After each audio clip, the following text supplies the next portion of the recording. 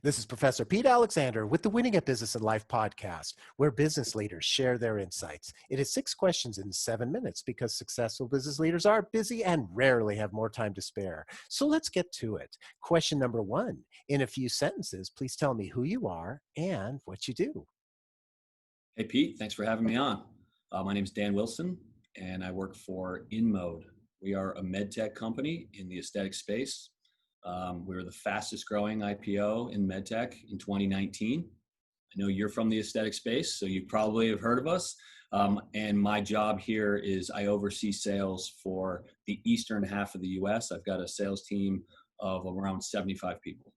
Dan, it's so great to have you on the show. Question number two. What's the best thing about working in your industry? Well, there are a lot of good things. Absolutely love what I do. I've done this for over a decade. If I had to say the best thing, because you're making me pick one, I would probably say the pace. Like we move very quickly, and that's the industry as a whole. That's the salespeople, the marketing, the innovation. Things change daily, often, and for someone like me and a lot of the very successful reps, this is perfect. We like new challenges to overcome. We like to, go a different direction every day. But what's interesting, what I've learned is that a lot of the super analytical salespeople, some of them that are excellent, don't necessarily do well here in this space because they don't like that pace. So if you're the right type of person, I think this is the best place to be. Just having that right fit for the industry. Sure. That's excellent. Question number three. I have a book with all the answers for business. What chapter would you think most companies should read? Can I pick two? Sure. Okay. Since it's your book and it says under your name that you're a stress relief expert and we're in sales, I would say that everyone should read your chapter on stress relief and or just have conversations with you with that to hear that very soothing voice of yours. But the other chapter that I think all business people should read is taking care of your people, taking care of your employees. And that, there's a lot of different ways to do that. Rolling up the sleeves and getting dirty with them in the field, being empathetic to the plight of the salesperson. It's a very challenging job. We move very fast, as I said. So that's often a great thing, but it's tough to manage that. So having the empathy and just forming a relationship with your people. I've got a really big team of 75, but I do feel like I know all of them, and the ones that are new that I don't know well, I'm getting to know, and I genuinely like them, and I think that they mostly genuinely like me, and that helps us because we want to work hard for each other. I love that. And, when there's that relationship, that strong relationship, that you're going to know that they have your back, you have their back. And I assume that they'll be more loyal and productive that way, correct? Yeah. That's from the top down too, Pete. Like during COVID, it was very tough times for every company in every industry. We had no layoffs. We took care of our reps and they're very loyal to us because we're very loyal to them. Love it. Question number four. Other than the generic work harder, have a great attitude, and care for customers, what advice or insight would you give to other business leaders? My advice, look, there's a lot of different things that make, and I read a lot and I talk to a lot of successful people. There's a lot of different things that make it work. And make the successful people kill it, right? And do well, and no matter what the challenge is, overcome it.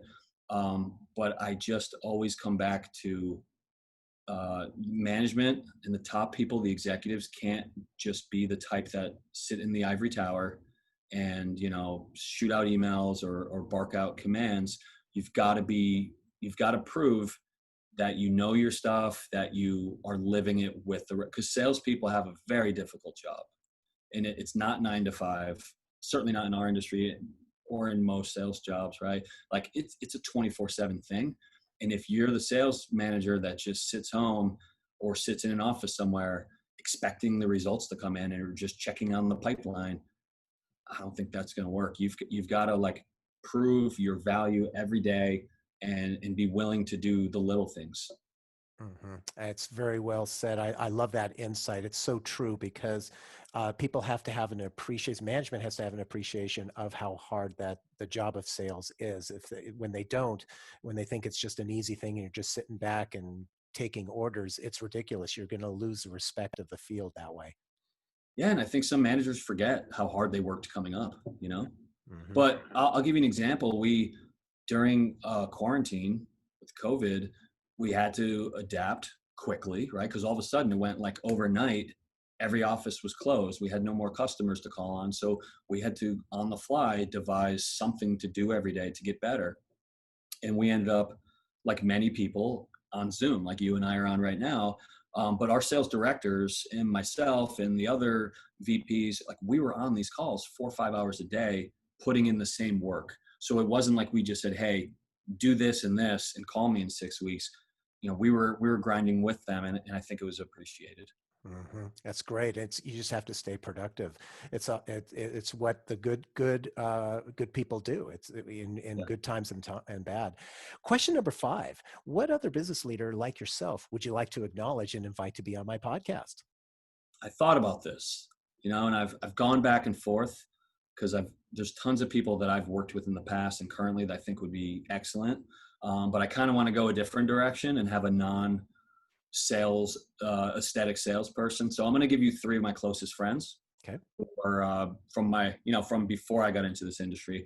One is a medical device rep who is just shifting into management now. Super smart guy that I learn a lot from every day.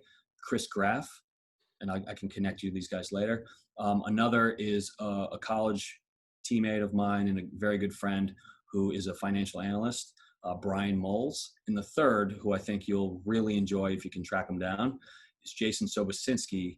He is a serial restaurateur, an entrepreneur, and he buys houses. And he's got a huge team with restaurants, and they make cheese, and he's got food trucks, and he has a brewery and a bar. So if you can get those three people, I think it would be fun.